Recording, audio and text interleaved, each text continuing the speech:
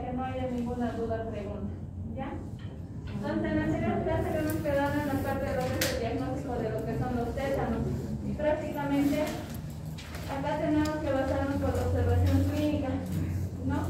El Clostridium tetani prácticamente se hizo a partir de los cultivos de la herida. Va a salir positivo en un 30% de los casos.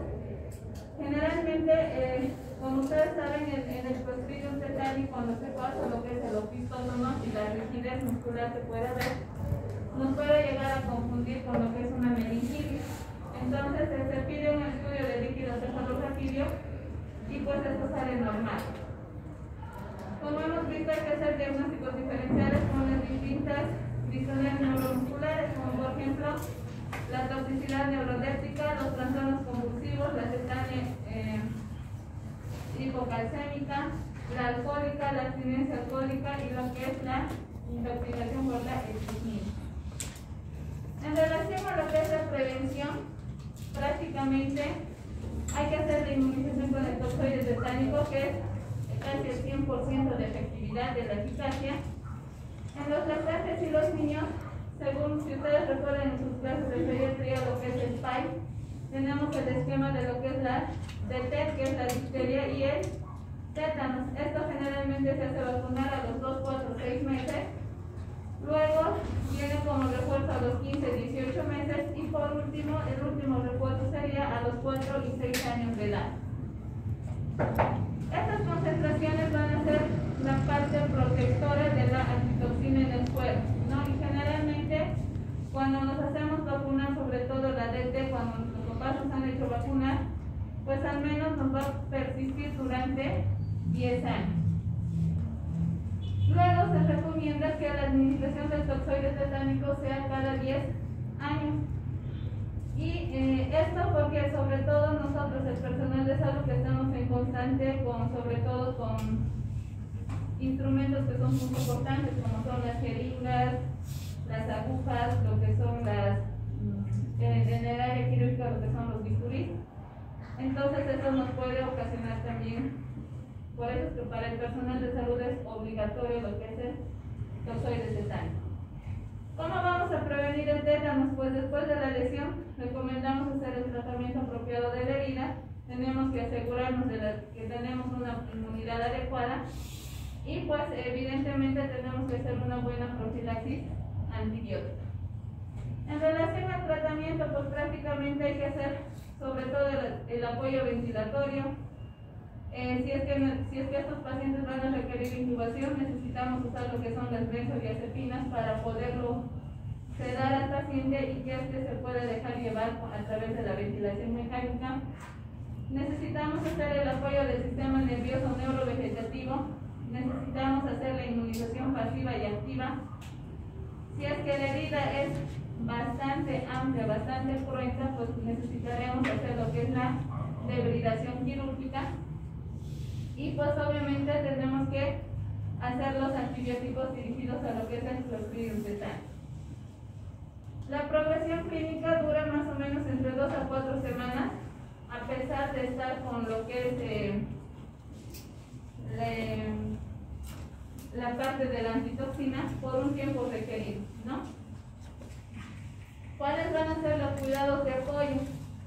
Prácticamente la vía respiratoria es muy importante, ya que estos pacientes, la mayoría, es tan fuerte lo que es la parte de la contractura muscular, que esto afecta inclusive la parte de la musculatura respiratoria. Entonces estos pacientes van a requerir intubación orotraqueal. Y pues al requerir intubación orotraqueal, pues van a necesitar lo que es la sedación con benzodiazepinas o hacer un bloqueo neuromuscular. Estos pacientes generalmente cuando ya exceden los 5 o 7 días de la intubación y no se los puede lograr despegar de lo que es la parte ventilatoria de la intubación, entonces se llega a hacer lo que es la traqueostomía, ¿no? Entonces esto les va a ayudar a estos pacientes, ya que por sí sola la intubación endotraqueal les causa lo que son los espasmos. ¿Cómo vamos a controlar esos espasmos musculares? Como hemos visto con las benzodiazepinas, generalmente para controlar los espasmos y aportar con lo que es la sedación. Una de las benzodiazepinas más frecuentes es lo que es el diazepam. Esto se da 5 miligramos y si pese a eso el paciente sigue irritable, no se está dejando sedar o no se está dejando llevar por la máquina ventilatoria, entonces cada vez se va a ir aumentando 5 miligramos. También se puede usar lo que es el lorazepam y lo que es el midazolam, ¿no? Entonces lo que se tenga a disposición en la institución. Si no logramos controlar los espasmos con lo que es las benzodiazepinas, se ve afectado un bloqueo neuromuscular, pues generalmente esto ya se come becuronio, y este becuronio generalmente nos va a durar entre unas 6 a 8 horas. Como todos ustedes saben, la inmunización pasiva se administra lo que es la inmunoglobulina del toxoide humano. Esto se hace lo más pronto posible, siempre y cuando no se haya penetrado en el interior de las neuronas. Y generalmente cuando nos ponen la dosis habitual es de 500 unidades internacionales intramuscular. En lo que es la inmunización activa, esta ya prácticamente está a cargo del programa de inmunizaciones, donde se colocan las 3 dosis de toxoide tetánico, que se va a poner por separado utilizando lo que es la inmunoglobulina. ¿Cuál es el tratamiento antibiótico? Este toxoide tetánico tiene muy buena sensibilidad in vitro a lo que son las penicilinas, cefalosporinas, imipenem, lo que son macrólidos, metronidazol y tetracitina. Entonces no tendríamos tanto problema, porque generalmente como es una herida que se ha causado a nivel de la piel, y ustedes saben que el nivel de la piel es, los gérmenes es más gram positivos, entonces perfectamente una penicilina o una cefalosporina nos va a ayudar. Algunos nos indican lo que es el empleo del metronidazol, y si es que podemos utilizar lo que es el metronidazol, lo administramos en dosis endovenosa de 2 gramos al día por 7 a 10 días. ¿Cuándo vamos a sospechar de una disfunción del sistema neurovegetativo? Generalmente porque va a haber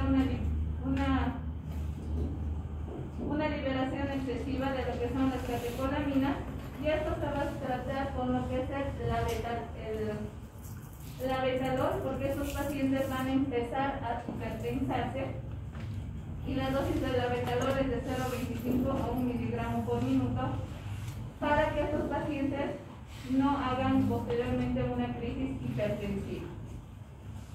Si en el caso contrario el paciente en vez de estar hipertenso está hipotenso, generalmente necesitamos de una droga que se llama norepinefrina o noradrenalina, que esto igual se coloca en infusión continua. Esto viene, hay que calcular las gamas que el paciente va a requerir para colocar. Generalmente la dosis de la noradrenalina es entre 0,05 a 0,1.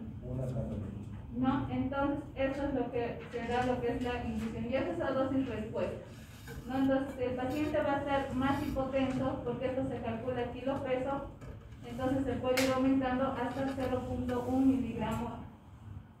microgramos por kilo peso. Si el paciente tiene bradicardia, podemos inicialmente, hasta que le coloquen lo que es un marcapaso definitivo, aquí hay 2 opciones. Una de que se le puede colocar un marcapaso transitorio mientras el familiar consigue un marcapaso, o si es que su seguro le cubre, no habría problema, pero si no habría esa posibilidad, se pueden usar algunas drogas como lo que es la dopamina, lo que es el salbutamol, que son fármacos que producen taquicardia, ¿no? Entonces esto también nos podría ayudar. Pero si ambos, tanto la dopamina como el salbutamol, no nos ayuda, no vemos que hay una mejoría de la frecuencia cardíaca, entonces necesariamente tendremos que utilizar un marcapaso transitorio hasta que la familia consiga. La cirugía, siempre y cuando la herida necesite ser debridada apropiadamente. ¿Hasta ahí tienen alguna duda sobre lo que es el tétano? Ninguno. Entonces ahora vamos a pasar a otra enfermedad conocida, más que todo es a nivel mundial, lo que es la enfermedad de Chagas. Como todos ustedes saben, la enfermedad de Chagas es una tripanosomiasis que está causado por un protozoario que se llama el Trypanosoma cruzi.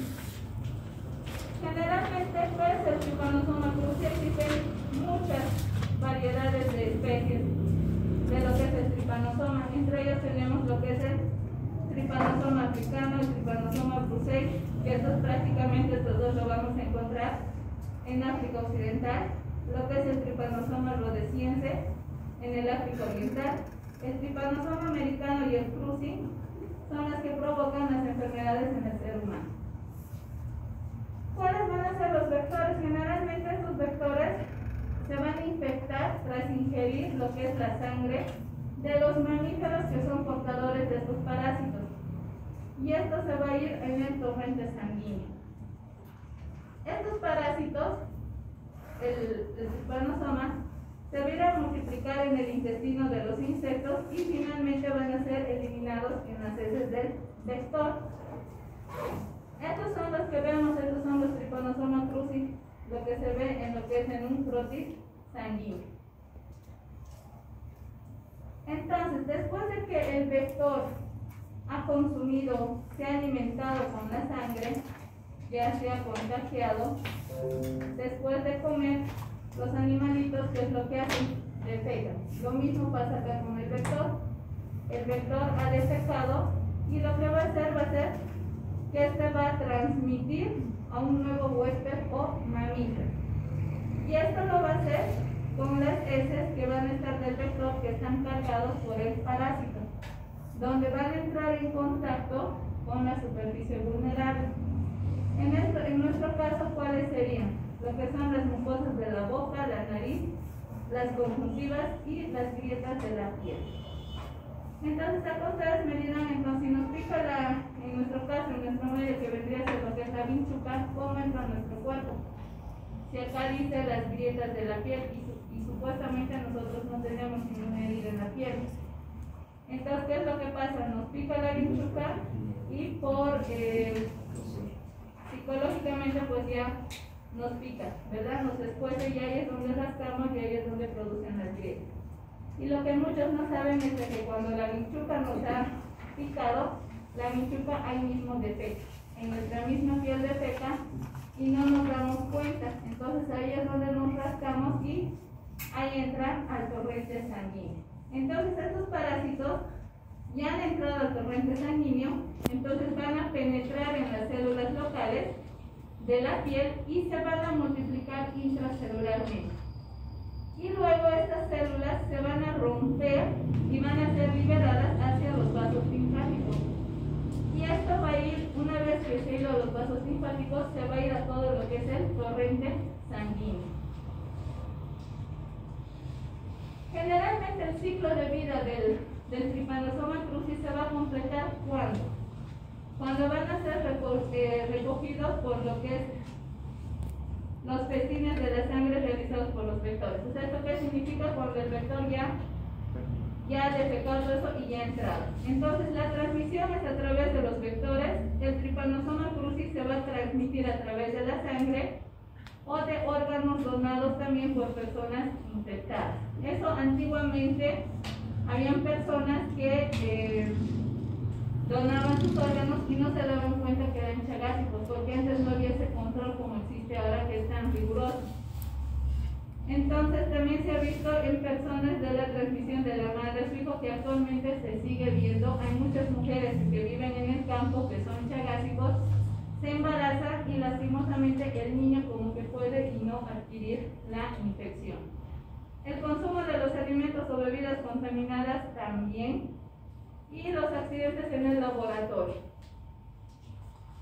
Entonces, más o menos es así el ciclo de vida. Entonces, en el triatomino viene lo que es la picadura. Después de acá se vuelve en un tripomastigote. Este tripomastigote va a pasar al hombre, donde en el hombre se va a ir a multiplicarse en los tejidos intracelularmente, para posteriormente convertirse en amastigote, y este tiene dos caminos: o volver nuevamente acá para multiplicarse o pasar a la parte de ser un triatomino.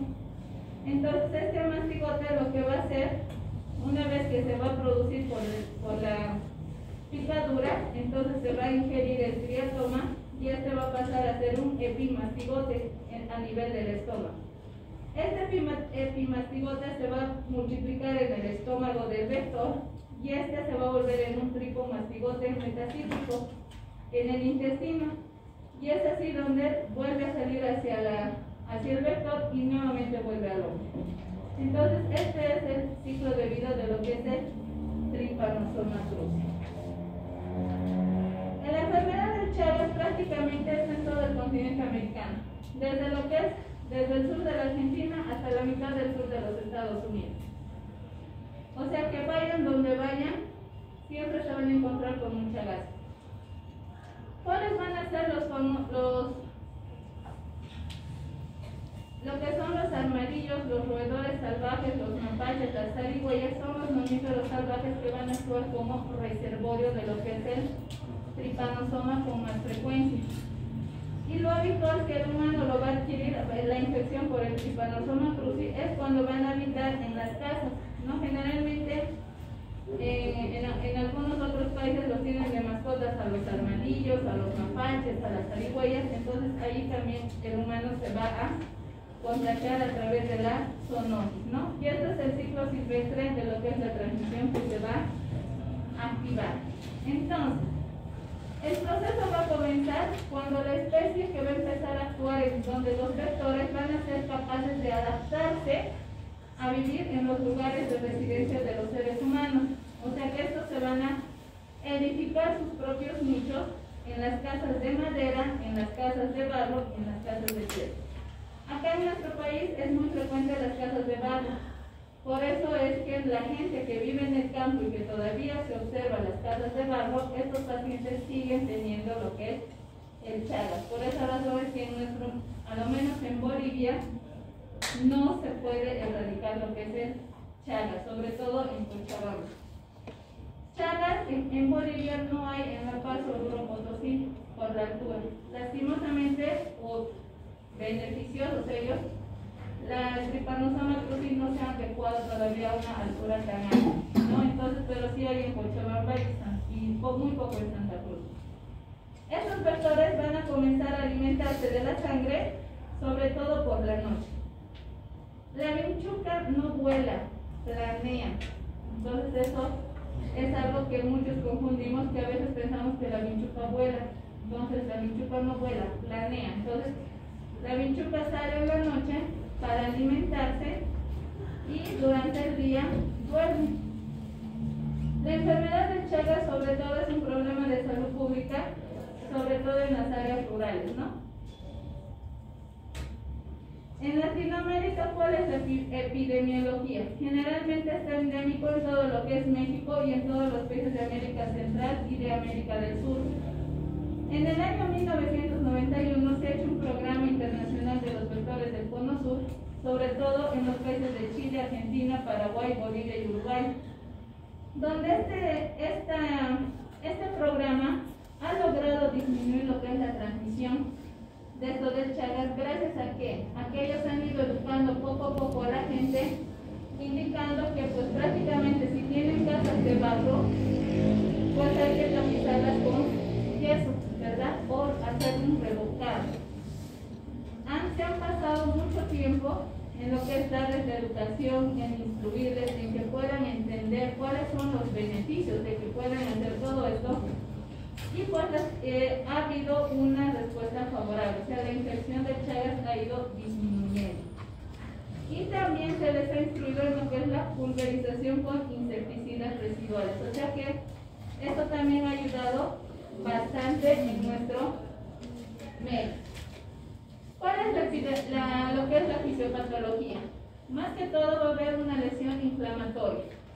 Esta lesión inflamatoria, que es la que aparece en el sitio de lo que es la picadura, se denomina chagoma, que es donde es el punto de entrada de los parásitos. Una vez que ya se ha hecho el proceso inflamatorio, van a producir cambios histológicos locales donde va a haber un parasitismo intracelular de lo que es el músculo y de otros tejidos subcutáneos. Va a haber una infiltración linfocítica, va a haber lo que son edemas intersticiales y una hiperplasia a nivel de los ganglios linfáticos que van a drenar la zona. Una vez que se ha diseminado ya por todo lado, entonces va a empezar a atravesar a los vasos sanguíneos, va a ir al torrente sanguíneo, va a ir a los músculos, sobre todo a lo que es el miocardio, y que es donde tiene más preferencia, y algunos órganos, sobre todo el esófago y el colon. Esto, lo que vaya a afectar a lo que es a la parte del músculo cardíaco, puede llegar a producir una miocarditis. Y esto va a estar en relación con áreas focales y va a producir unos miocardiocitos infectados, va a haber inflamación y va a haber necrosis. Puede observarse también que el tripanosoma va a ir a infectar en el líquido cefalorraquídeo, entonces también lo vamos a tener ahí. Aparte del corazón, que es el órgano que más afecta, generalmente, ¿qué es lo que va a causar en el corazón? Cuando ya el Chagas es algo crónico, va a causar una hipertrofia biventricular. O sea que ambos ventrículos van a crecer, se va a empezar a adelgazar lo que es las paredes ventriculares, y al haber este crecimiento, van a aparecer la presencia de trombos, ya que este corazón empieza a crecer y le cuesta bombear toda esa sangre para que tengan los diferentes nutrientes, y pues ahí ustedes saben que la sangre es como en el corazón, es como un remolino, entonces ahí se va acumulando lo que son los coágulos y puede llegar a ocurrir también un aneurisma apical de lo que es el ventrículo izquierdo. Macroscópicamente, ¿qué es lo que vamos a ver? A nivel del corazón, una inflamación crónica con infiltrado de mononucleares, una fibrosis intersticial difusa, una atrofia de las células miocárdias. Todo esto va a llevar a una inflamación crónica y esto va a producir una alteración a nivel del sistema de conducción del corazón, lo que va a provocar alteraciones en el trastorno del ritmo. Estos pacientes van a cursar con bradiarritmias, van a cursar con una fibrilación auricular, van a causar con contracciones ventriculares prematuras, bloqueo de ramas, sobre todo el bloqueo de la rama derecha, puede causar lo que es taquicardia ventricular, y por último, lo que es más peligroso, puede causar un bloqueo auriculoventricular de tercer grado, que eso ya es indicación de marcapaso. Ahora, hemos dicho que también afecta a la parte gastrointestinal. Entonces va a haber una dilatación y una hipertrofia a nivel macroscópico de lo que es el esófago o el colon, que se los denomina megaesófago o megacolon. ¿Y qué va a haber microscópicamente? Lesiones inflamatorias focales con infiltración linfocítica. Entonces acá, lo que es el tripanosoma tiene una predilección por la parte neurológica, sobre todo por el plexo mientérico de Auerbach. Entonces esto va a hacer que, aparte de que va a empezar a disminuirse las neuronas en este plexo mientérico, va a haber una presencia de fibrosis periganglionar e intraganglionar. Y esto va a empezar a producir la proliferación de las células de Schwann y de los linfocitos. ¿Cuál va a ser la consecuencia clínica de esta observación? Pues prácticamente el esófago o el colon o ambos se van a empezar a crecer, ¿no? Y también se ha visto que puede afectar lo que son los uréteres, lo que es el árbol biliar y lo que son otras vísceras huecas. El Chagas lo vamos a dividir en un Chagas agudo y en un Chagas crónico, y existe una fase latente. En el Chagas agudo, generalmente nosotros, bueno, si ustedes se dedican a la parte de la pediatría, es muy frecuente el Chagas agudo en los niños. Y los síntomas vienen a ser desde leves hasta inespecíficos, ¿no? Generalmente va a aparecer lo que es el chagoma, que va a haber una linfadenopatía local, cuando el parásito va a acceder en el interior a través de la grieta. Posteriormente va a aparecer el signo de Romaña, que es el hallazgo clásico. Este signo de Romaña generalmente es la presencia de un edema indoloro a nivel palpebral y periocular. Y esto va a aparecer cuando la puerta de entrada ha sido en la conjuntiva. Los síntomas locales, ¿cuáles van a ser? Fiebre, malestar general, anorexia, edema en la cara, en las extremidades inferiores, linfadenopatía generalizada y una hepatoesplenomegalia.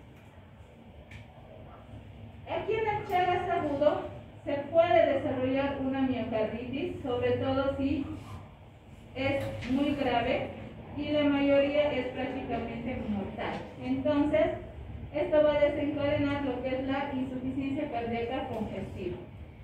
Puede haber una meningoencefalitis, que es una complicación muy rara, y generalmente estos pacientes, cuando es en la parte aguda, sobre todo como les digo en los niños, el pronóstico es favorable, se suele resolver en 6 a 8 semanas y pues prácticamente en acá podríamos decir que después de este lapso se le hace estudios y estos pacientes pues prácticamente se ve la ausencia de lo que es el tritanosomo cruzi. Entonces estos pacientes se dice que se llega a la curación, que es el único caso. Esto que ven acá es el signo de Romaña, donde pueden ver que es el punto de, el chagoma, que es el punto de inoculación, y esto es el signo de chagoma, el edema palpebral. Cuando ya vemos en la parte que el corazón ya se ha afectado, ya estamos hablando de lo que es una cardiopatía. Esto va a desarrollarse a lo largo de los años. O sea, nosotros prácticamente llega una parte en que pasa de la etapa aguda, se cura, o estos pacientes no se dan cuenta y pasa a una fase latente. Lastimosamente el adulto ya no vamos a ver la parte aguda, prácticamente los vamos a ver o en la fase latente o lo que es en la mayoría, casi el 80%, en la fase crónica, donde acá ya hay una evolución de muchos años tras una infección inicial. ¿Qué van a ver? Generalmente va a haber trastornos del ritmo, puede haber una insuficiencia cardíaca congestiva, una tromboembolia. Si ya la parte del ritmo está afectado y hay bradicardia, puede haber lo que son mareos, puede haber síncopes o inclusive puede haber convulsiones que puede ser secundario a lo que son las arritmias. Esta miocardiopatía va a dar lugar a la insuficiencia biventricular en fases avanzadas y pues obviamente también puede ir a la insuficiencia de la cardíaca derecha. Si nosotros pedimos una radiografía, como pueden ver acá, el corazón es enorme, ¿no? Entonces esto es una cardiomegalia, donde tenemos que descubrir la primera causa si es de origen chagásico. Si es chagásico, pues obviamente este corazón va creciendo más grande todavía. Incluso me tocó ver corazones mucho más grandes que han ocupado todo lo que es la cavidad torácica. Entonces, esa parte es lo que tenemos que controlar. En la parte gastrointestinal, a nivel del megaesófago, los síntomas son parecidos a la calasia, donde va a haber disfagia, ovinofagia, regurgitación. En causas avanzadas va a haber disfunción esofágica, hipersalivación, hipertrofia de las glándulas salivales. Al ver que este paciente no va a estar regurgiendo, no se está alimentando, existe una pérdida de peso, existe caquexia. Y si es que estos pacientes logran consumir algo, al producir la tos se pueden broncoaspirar y producir una neumonía. A nivel de lo que es el megacolon, generalmente son pacientes que vienen con dolor abdominal intermitente y sobre todo el estreñimiento crónico. Personas igual que tienen estreñimiento crónico sospechen que puede ser también Chagas. En los casos avanzados, ¿qué es lo que va a haber? Generalmente va a haber una obstrucción aguda. Esta obstrucción puede causar un vólvulo, sobre todo a nivel del sigmoides, este vólvulo puede provocar una perforación intestinal, y la perforación intestinal, si hay heces fecales en el colon, va a producir una septicemia, y esta septicemia puede llegar a producir la muerte. Entonces, como pueden ver acá en la imagen D, este es un megaesófago. Si se dan cuenta, este es el esófago ancho, largo. Y acá abajo vemos lo que es el colon normal, como ustedes pueden ver, pero acá ya el colon está demasiado ancho. ¿Cómo vamos a hacer el diagnóstico? Generalmente en el Chagas agudo se establece hay que ver de esta persona que tenga riesgo para infectarse. Hay que averiguar también si había antecedentes de transfusión sanguínea, porque ustedes saben que antiguamente igual las personas donaban sangre de libre demanda, pero lastimosamente había un chagásico y pues le transfundieron la sangre de un chagásico a una persona que no tenía y esa persona resultó con Chagas. Actualmente ya no se ve mucho, pero siempre hay que ver. Generalmente cuando las personas donan, ahora si ustedes alguna vez han donado, les piden pruebas sobre todo del Chagas, VIH y hepatitis B. El ser hijo de una madre chagásica también influye mucho porque a través de la placenta de ese bebé se puede adquirir lo que es el Chagas, y también en el personal de laboratorio que accidentalmente se ha contagiado. No puede ser que estaba viendo y se punzó o pasó algo y pues se adquirió también por ahí el Chagas. ¿Cómo lo vamos a hacer el diagnóstico definitivo? Hay que detectar a los parásitos y hay que hacer con métodos directos. A veces los métodos directos no consiguen detectar esto de los microorganismos, y para eso tenemos que someter a un estudio que es más sensible con la proteína C reactiva, ¿no? Y en algunos casos tenemos que llegar a recurrir a lo que es el hemocultivo, el cultivo de otros líquidos especializados. También podemos hacer mediante lo que es los anticuerpos de inmunoglobulina G, donde nos van a reportar específicamente los antígenos del parásito. La Organización Mundial de la Salud nos dice que debemos tener 2 pruebas positivas para el Chagas, ya sea CAI positivo y ELISA positivo o IPI, pero tienen que ser 2.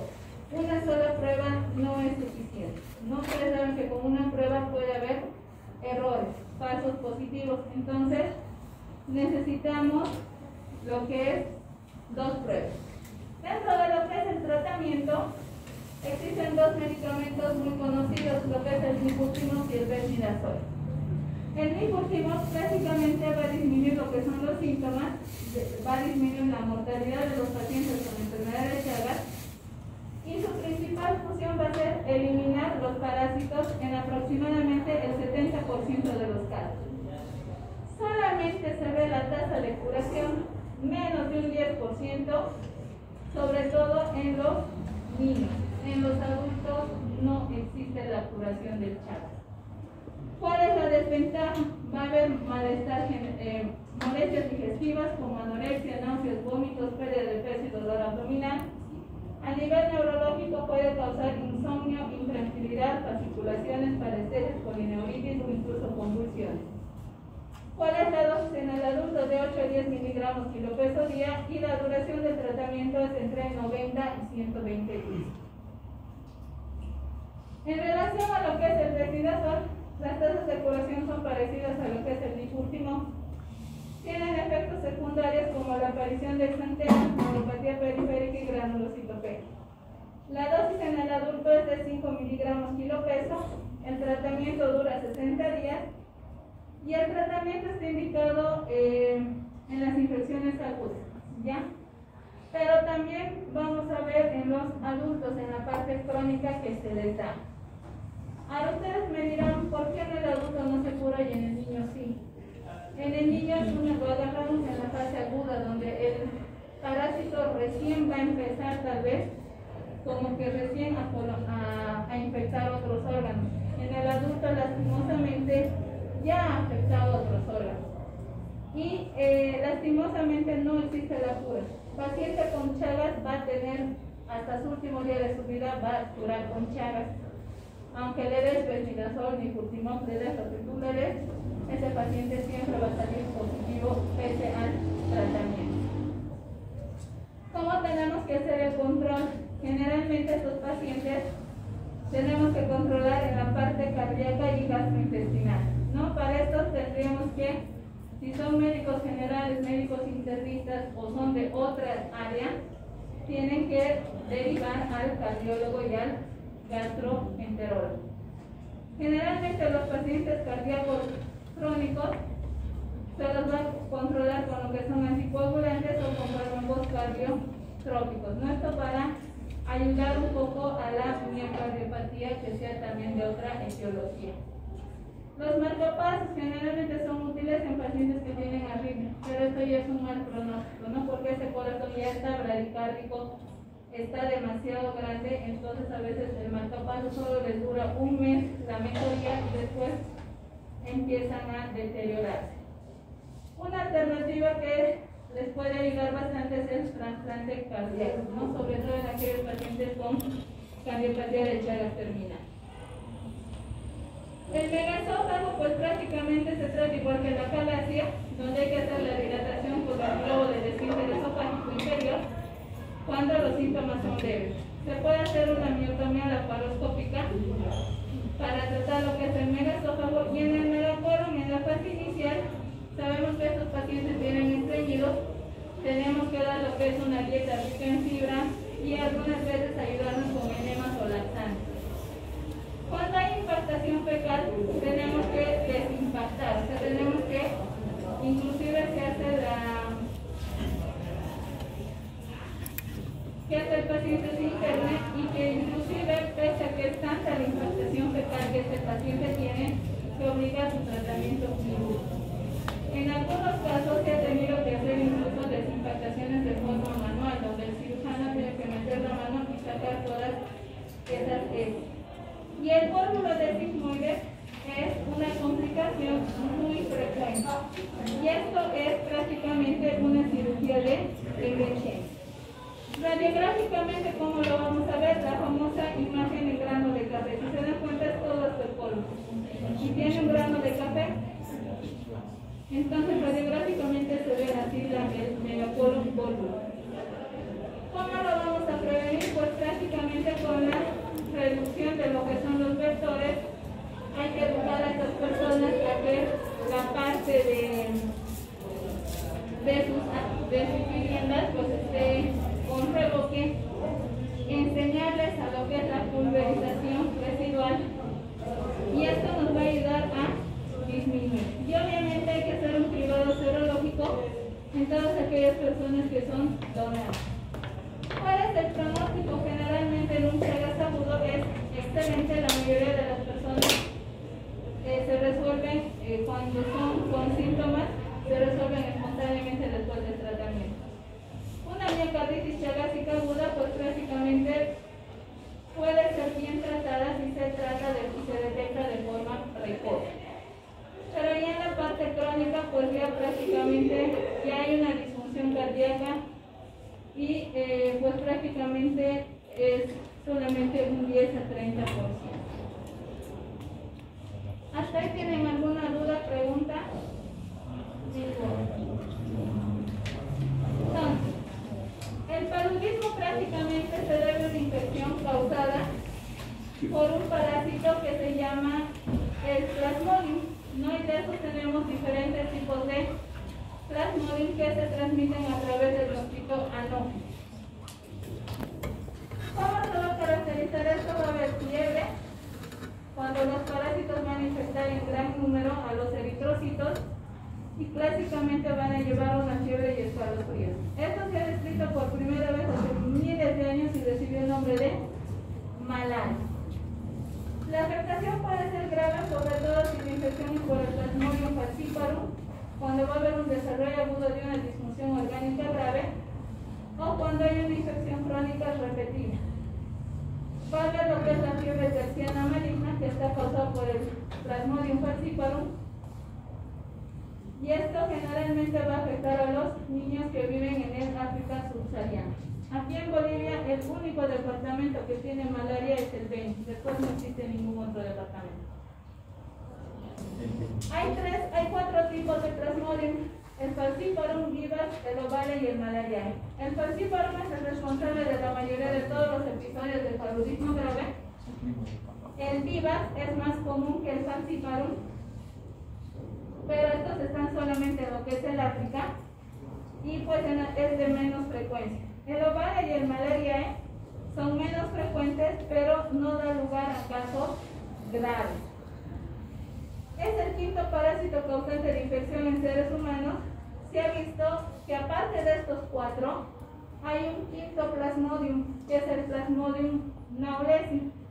Este va a afectar a lo que son a los monos, sobre todo a los macacos, y esto va a dar lugar a una zoonosis, y esto generalmente va a causar un paludismo grave. Entonces estos son lo que son los plasmodium que vamos a ver en un crotis sanguíneo. Esto va a estar el plasmodium generalmente en países endémicos, no, la mayor parte en regiones tropicales. Como les decía, aquí en Bolivia, el único departamento que tiene malaria es el Beni, por el tipo de clima tropical que es mucho más caliente que el resto de los departamentos. La transmisión, la morbilidad y la mortalidad son máximas en el África, donde predomina bastante lo que es el Plasmodium falciparum. ¿Cómo se hace la transmisión? Pues prácticamente se transmiten numerosas especies de mosquitos, sobre todo de tipo anófeles, y las anofelinas van a picar durante la noche, y esto va a hacer que se va a centrar para las picaduras de los mosquitos durante dichas horas. Los niveles de la transmisión generalmente son variables, donde se va a ver que sufren las picaduras infecciosas, van a regiones del África y van a ir a individuos que pueden recibir estas picaduras. Entonces, este es el ciclo de vida de lo que es del paludismo. El mosquito se inyecta de los esporozoitos al ingerir la sangre de una persona que ya estaba infectada. Este esporozoito va a ir a lo que es al hepatocito en la parte del hígado y en el humano, y este hepatocito se va a infectar. Al ser este hepatocito infectado, se va a transformar en un esquizonte. Este esquizonte va a ir hacia la parte, se va a transformar en merozoito a través de y va a pasar posteriormente a ser se va a romper, y este esquizonte roto va a empezar a diseminar en la sangre, y estos merozoitos que se han liberado van a transformarse en un trofozoito inmaduro. Acá ya entran al ciclo del eritrocito, donde estos se va a transformar en los eritrocitos en un trofozoito maduro, y este trofozoito maduro se va a volver en un esquizonte, y aquí hay dos caminos: o se vuelve esquizonte, estos esquizontes va a seguir rompiendo y se va a volver otra vez al trofozoito, o puede irse a hacer un gametocito. Entonces, si se vuelve gametocito, acá se va a volver microgametocito, donde ya va a ser un extraflagelado, y este microgametocito se va a transformar en un macrogametocito. Y acá nuevamente empieza el ciclo, donde se va a volver en ovocineto, libera los ovoquistes, y este ovoquiste sano se rompe, libera los esporozoitos, y nuevamente empieza el ciclo. Este es el mosquito anófeles, el que es el causante de lo que es el paludismo. Dentro de las manifestaciones clínicas, el periodo de incubación generalmente es de 10 a 14 días para el Plasmodium falciparum y de 2 semanas para el resto, o sea, para el malaria, el ovale y el vivax. La fiebre son pródomos pseudogripales inespecíficos, donde va a haber cefalea, va a haber fatiga, y esto va a ser seguido de un paroxismo palúdico clásico, va a haber una fiebre y posteriormente sudoración. La fiebre es irregular y se va a adquirir generalmente en ciclos de 48 horas para el virus y el ovale, y de 72 horas para el malarial. Con toda la fiebre va a haber cefalea, malestar, mialgias, artralgias, escalofríos, confusión, tos, dolor torácico, dolor abdominal, anorexia, náuseas, vómitos y diarrea. diarrea. O sea, con todo esto incluso nos haría pensar en que es un cuadro gastrointestinal o un cuadro respiratorio. También van a haber convulsiones simples que pueden ser secundarias a la fiebre, sobre todo en los niños. Como el plasmodium entra en el ciclo del eritrocito, esto va a causar lo que es anemia, por ende va a haber ictericia, va a haber esplenomegalia, hepatomegalia y adenopatía. Y generalmente, al haber la anemia, también puede causar una trombocitopenia y alteraciones en las funciones hepáticas y renales. ¿Cómo vamos a hacer el diagnóstico? Pues prácticamente el antecedente de un viaje en un país endémico. Generalmente en aquellos pacientes que no utilizan medidas de protección, ya sean como los mosquiteros, repelentes, sobre todo cuando se viaja a países endémicos como el África, les dan la dosis de lo que son las cloroquinas, primaquinas para prevenir. A nivel del frotis sanguíneo, pues prácticamente este frotis sanguíneo es grueso y se tiene que dejar una gota en el cortaobjetos, y así vamos a ver que el eritrocito se va lisa, y esto se va a ver con la tinción de Giemsa, se va a observar el parásito dentro de lo que es el eritrocito. También se puede pedir la detección de los antígenos, sobre todo cuando en el África el más utilizado es la histidina, es la segunda rica en histidina, y es una proteína abundante, y esto tiene una vida larga. Generalmente se suele expresar en el Plasmodium falciparum. Se puede pedir lo que es la lactato deshidrogenasa, y esto nos va, y la aldolasa, que lo va a reflejar a lo que es el Plasmodium. Como pueden ver en el tratamiento, no voy a hacer mucho hincapié. Prácticamente se usa lo que es las quinilinas, cloroquinas, primaquinas, inclusive se ha llegado a utilizar lo que es al ácido fólico y todo lo demás, pues lastimosamente aquí en Cochabamba, en nuestro medio, pues no lo vamos a ver mucho. En relación a lo que es la prevención, pues prácticamente hay que hacer el control de los mosquitos, ¿ya? Hay que hacerlo con la pulverización, el uso de insecticidas en el interior de las casas, usar repelentes, usar lo que son los mosquiteros, y esto nos va a disminuir lo que es prácticamente la infección. El pronóstico con estos pacientes con Plasmodium, sobre todo secundario al vivax, al ovario y al malarial, responde muy bien a lo que es la cloroquina, y esto se va a resolver sin complicaciones. Se dice que ya tanto que se está abusando de la cloroquina, está habiendo resistencia porque están aumentando las cepas de lo que es el vivax en las diferentes regiones, ¿no? Y esto está causando fracaso de tratamiento. ¿Hasta ahí tienen alguna duda, pregunta? Y el último tema que vamos a ver es la toxoplasmosis. La toxoplasmosis es un parásito intracelular que está causado por lo que es el Toxoplasma gondii. Y este Toxoplasma gondii origina la toxoplasmosis. Ahora, aquí hay dos términos que debemos diferenciar. Uno, que es la toxoplasmosis, que se reserva para el proceso patológico donde hay signos y síntomas presentes. Y la infección tosmoplásmica es prácticamente la presencia asintomática del parásito. Eso no se van a confundir. El Toxoplasma gondii es el responsable de que puede infectar la parte ocular, donde va a haber una corioretinitis, puede haber linfadenopatías, miositis, miocarditis e inclusive hepatitis en los pacientes inmunodeprimidos. El toxoplasma lo vamos a ver más que todo en los pacientes inmunodeprimidos, y esto se ha visto que puede haber causas de neumonía, puede ser una causa de fiebre de origen desconocido, abscesos cerebrales e inclusive la muerte. Se ha establecido prácticamente hay factores de riesgo como la infección aguda, como la ingestión de aguas no tratadas, las otras mejillones o almejas, inclusive lo que es la carne cruda.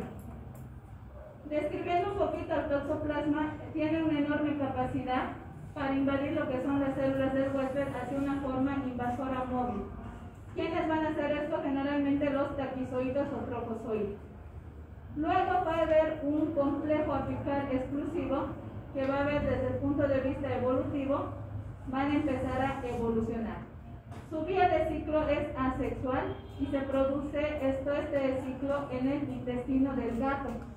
Por eso es que han debido escuchar muchos que la toxoplasmosis es una enfermedad del gato. Esto generalmente hay diversas formas. Está lo que es primeramente el taquizoito. Este taquizoito se transforma en ovoquiste. Estos ovoquistes contienen lo que son los esporozoitos, viene al quiste tisular, y este quiste tisular contiene lo que son los bradizoitos, los macrogametos y los microgametos.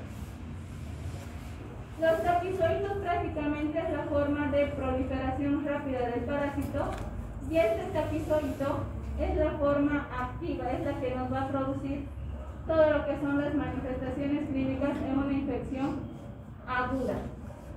Y nos va a producir una infección latente. En cambio, el quiste ya es la forma metabólica, que es más lenta del parásito, y esto más que todo lo vamos a ver en la parte crónica.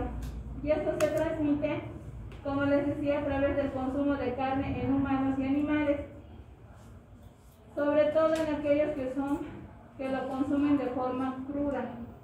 El ovoquiste prácticamente esto se ve en los animales domésticos y salvajes que pertenecen a la familia de los Felidae, o sea, de todos los felinos.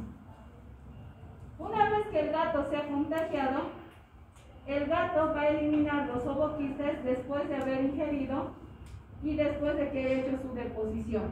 En las heces que ha hecho el gato, ahí va a eliminar hasta 10 millones de ovoquistes en un solo día. Y esto va a causar que va a haber un periodo que va a oscilar, que van a vivir ahí afuera entre 7 y 20 días. Los ovoquistes se van a mantener viables por 18 meses en lugares o terrenos húmedos que tengan, y esto va a dar origen a su reservorio ambiental que accidentalmente vamos a contagiar los huéspedes.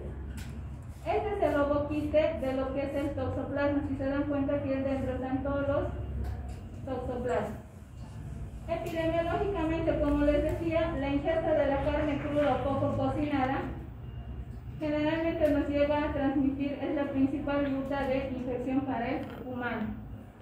Otro viene a ser el agua no tratada, los alimentos o suelos contaminados por los ovoquistes, que esto ya va a estar infectado por el parásito. Y los factores de riesgo es la ingesta de carne picada cruda, la ingestión de cordero a medio cocer, la ingestión de la carne curada, secada o ahumada, también puede llegar a ser infectado por el toxoplasma. La manipulación de la carne, el consumo de leche de cabra que no está pasteurizada, y esto, el que tengan 3 o más gatitos también es un riesgo de tener toxoplasma gondii. En el trasplante de órganos, pues también se ha visto que esto es bastante frecuente, y sobre todo es seropositivo. A nivel de lo que es la patogenia, prácticamente esta de ingesta, la infección la vamos a hacer por vía oral con los quistes tisulares, porque vamos a comer la carne contaminada, y en los ovoquistes van a estar en el agua o alimentos de suelos contaminados. O sea, de ambas formas nos podemos contagiar o infectar por el toxoplasma. También todo esto va a pasar por los tubos digestivos, y el ácido clorhídrico, ¿qué es lo que va a hacer? Va a romper la pared de las formas infecciosas, tanto de los ovoquistes como de los taquizoides. Estos ovoquistes van a empezar a liberar los bradizoitos y los esporozoitos, y estos se van a convertir en taquizoides. Y estos taquizoitos tienen la capacidad de infectar las células o los tejidos, que esto se va a ir a distancia, o sea, a través de la diseminación hematógena o linfática. Los taquizoitos se van a activar y van a migrar con rapidez a través de las células epiteliales, y esto va a hacer que a nivel distal extracelular, y acá es donde se va a producir la infección aguda. Histológicamente, ¿qué es lo que vamos a ver? rodeado de inflamación. Entonces, prácticamente es lo que les he explicado. Tiene un ciclo sexual y un ciclo asexual, ¿no? Y todo esto ocurre en lo que es el intestino del gato, en los diferentes roedores y demás, que estos se van a contagiar y evidentemente sigue todo el ciclo, eliminan por las heces fecales y lastimosamente nosotros al manipular esas heces, o sobre todo las personas que tienen los gatitos, lo limpian y ahí se contagia. ¿Cuál es la manifestación clínica? Generalmente, si es primario, es asintomático. Pero ya cuando la sintomatología se ha vuelto ya manifiesta lo que es la clínica, viene a ver lo que es la linfadenopatía, que esta linfadenopatía generalmente es asintomática. Va a haber fiebre, va a haber cefalea, malestar general y fatiga. Pero esta linfadenopatía puede ser localizada o generalizada. O sea, puede aparecer primeramente una adenopatía solitaria en la región occipital, es indolora y es única manifestación. Y esto, después de que puede pasar esto, puede llegar a ser generalizado, o sea, no solamente ver a la región occipital, puede ir cervical, axilar o abdominal. ¿Cuánto mide? 1 a 3 centímetros, no supuran, no son dolorosas y generalmente esto remite en 12 semanas. A nivel ocular, generalmente es asintomático, pero cuando se vuelve sintomático, ¿qué es lo que pasa? Ya es por una infección congénita o ha sido adquirido postnatal. La corioretinitis se describe al momento de la infección, donde va a haber una reactivación, o sea, va a haber una infección latente, donde esto ya va a ser de meses o años, o sea que se descubre muy tardíamente. ¿Cómo se va a manifestar? Va a haber visión borrosa, dolor ocular, disminución de la agudeza visual, van a ver lo que son las mosquitas volantes, escotomas, fotopsias y equipos. ¿Y qué es lo que vamos a ver en un fondo de ojo? Vamos a ver un infiltrado blanquecino activo que va a estar adherido al borde pigmentario como si fuera una cicatriz. Y esto es lo que se ve en el fondo de ojo, esta cicatriz blanquecina. Menos frecuente, ¿qué es lo que va a causar? Lo que es la hepatitis, miositis, miocarditis y lesiones cutáneas. En pacientes inmunodeprimidos, pues obviamente los cuadros van a ser más graves y estos pacientes pueden llegar a desarrollar una neumonía, abscesos cerebrales y por ende la muerte. ¿Cómo vamos a hacer el diagnóstico? Prácticamente hay que hacer las pruebas serológicas, la reacción en cadena de polimerasa, hacer el estudio histológico de la adenopatía y se pide también un citológico de los tejidos y líquidos corporales, porque la idea es aislar a ese parásito. Existen muchas técnicas serológicas, pero entre ellas tenemos que hacer la detección de la inmunoglobulina G, M, A y E, que son las específicas para el Toxoplasma gondii. Generalmente cuando hay ausencia de la inmunoglobulina M y de la inmunoglobulina G, o sea, son negativos, significa que hay ausencia de infección. Pero si la inmunoglobulina G sale positivo y la inmunoglobulina M sale negativo, significa que la infección ya es crónica. Pero ¿qué pasa si la inmunoglobulina M es positivo y la inmunoglobulina G es negativo? La infección es aguda. Entonces, para establecer el diagnóstico definitivo, tenemos que identificar a lo que son los taquizoidos y se puede pedir una amplificación de lo que es el DNA del parásito en cualquier parte del líquido corporal. La PCR también en tiempo real es un método muy útil. Tenemos que aislar al parásito en cualquier líquido y pues el diagnóstico lo respaldamos utilizando todos los métodos serológicos que nos van a ayudar a ver. En cambio, en la afección ocular, la PCR sí nos va a servir de mucho, las pruebas serológicas también, pero lo que más nos va a ayudar a esto es el examen de fondo de ojo. El tratamiento, prácticamente hay que ver si estos pacientes están con una corioretinitis activa, secundaria a una infección primaria, o es una infección inducida o latente. El tratamiento generalmente se va a hacer en pacientes inmunocompetentes con infección aguda y en pacientes inmunodeprimidos. Usamos generalmente toda esta combinación de estos 4 fármacos, como es la pirametamina. En pacientes inmunodeprimidos se da 50 miligramos cada 12 horas por 2 días y posteriormente se da entre 25 a 50 miligramos por día. En un paciente inmunodeprimido se hace una carga de 200 miligramos y después se baja a 50 miligramos por día. Si estos pacientes vamos a utilizar lo que es el ácido folínico, donde la dosis para ambos es de 10 a 20 miligramos por día. Si en un paciente inmunocompetente va a haber infección aguda, tenemos que asociar con la pirimetamina y hacer una semana más en tratamiento con el ácido folínico. La sulfariacina es muy efectivo, se usa 75 miligramos kilo peso la primera dosis y luego se reduce a 50 miligramos por día cada 12 horas en pacientes con infección aguda. Si estamos hablando de un inmunodeprimido, la dosis es de 100 miligramos mil miligramos cada 6 horas, o sea, 1 gramo. Y el famoso trimestoprim sulfametoxazol, la dosis es de 10 miligramos kilo peso día, en 2 o 3 dosis, y en el inmunodeprimido solamente se da 10 miligramos kilo peso dosis. La prevención, sí hemos dicho que es a través de lo que son las carnes, las aguas, los animalitos. Tenemos que evitar el comer de carne contaminada o mal cocida, sobre todo los que tienen los quistes. Se tiene que calentar o se tiene que irradiar con una irradiación gamma, se tiene que calentar hasta 67 grados o se lo puede congelar hasta menos 20 grados y esto dura 24 horas.